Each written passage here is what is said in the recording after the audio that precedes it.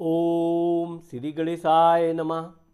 मित्रों, मैं राघव राम मिश्रा आप लोगों का अपने इस YouTube चैनल पर एक बार पुनः स्वागत करता हूं। आज हम बात करने वाले हैं कर्क राशि के जनवरी 2023 के विषय में। कर्क राशि वालों का जनवरी का महीना कैसा जाएगा। अब हम आपको बताना चाहते हैं कि कर्क राशि का स्वामी चंद्रमा वर्ष के पहले दिन यानी 1 जनवरी को राहु के साथ बैठा हुआ है, इसलिए आपका वर्ष का पहला दिन ग्रहण से प्रारंभ हो रहा है। इसलिए आप हो सके अपने अधिकारी आदि लोगों के साथ बहुत मित्रवत संबंध रखें। अपने पिता के साथ आप उनका सम्मान करें और उनसे किसी तरह के विवाद से बचें।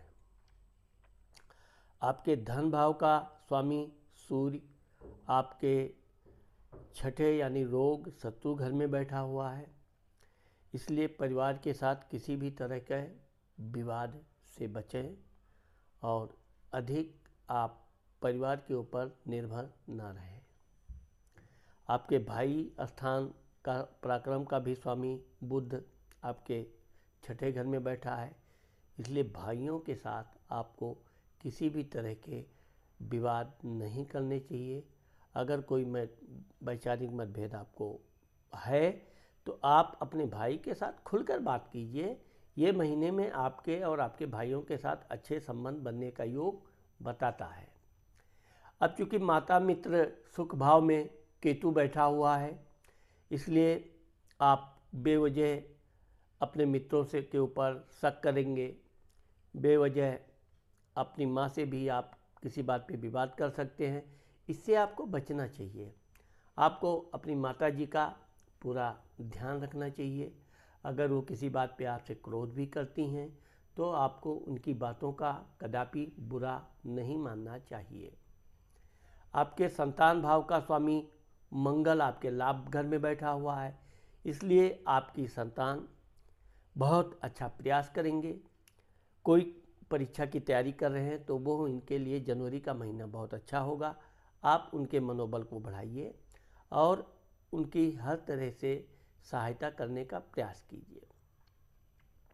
आपके रोग शत्रु कर्ज स्थान का स्वामी गुरु आपके भाग्य स्थान में बैठा हुआ है, इसलिए बेवजह आपको सर्दी खांसी जुखाम हो सकता है, इसका आपको ध्यान रखना चाहिए।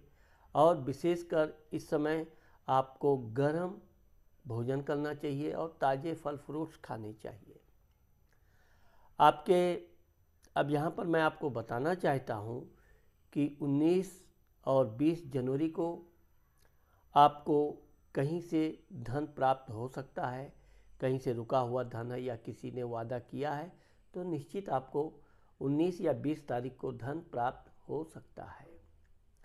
आपके व्यापार बिजनेस के घर में शनि अपनी राशि का स्वामी होकर बैठा है, जो 17 जनवरी को आपके अष्टम घर में जा रहा है।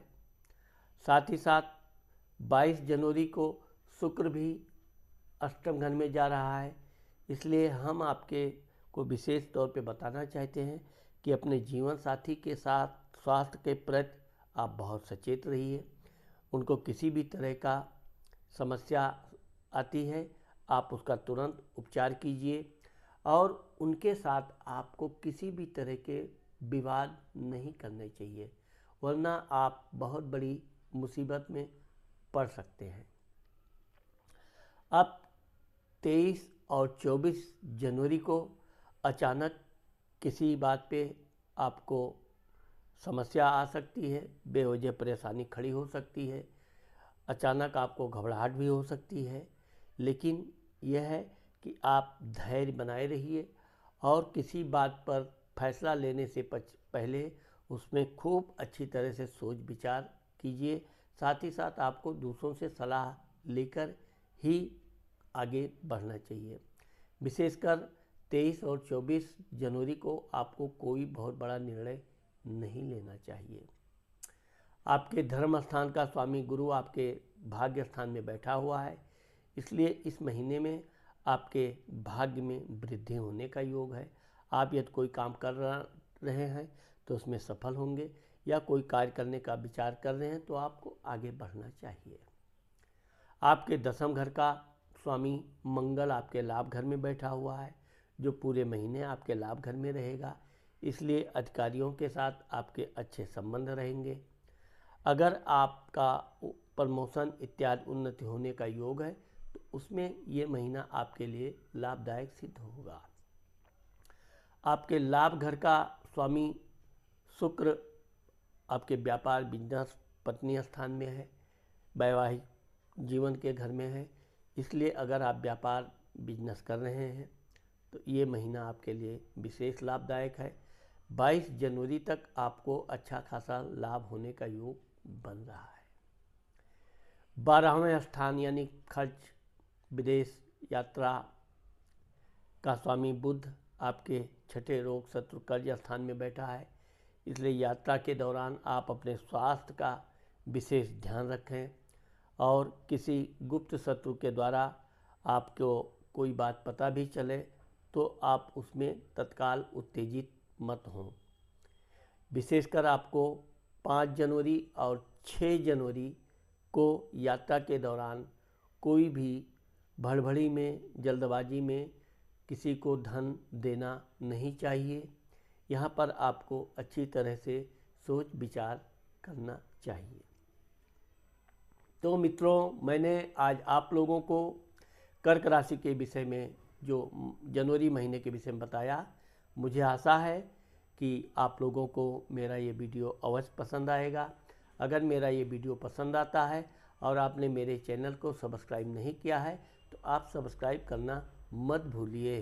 नमस्कार।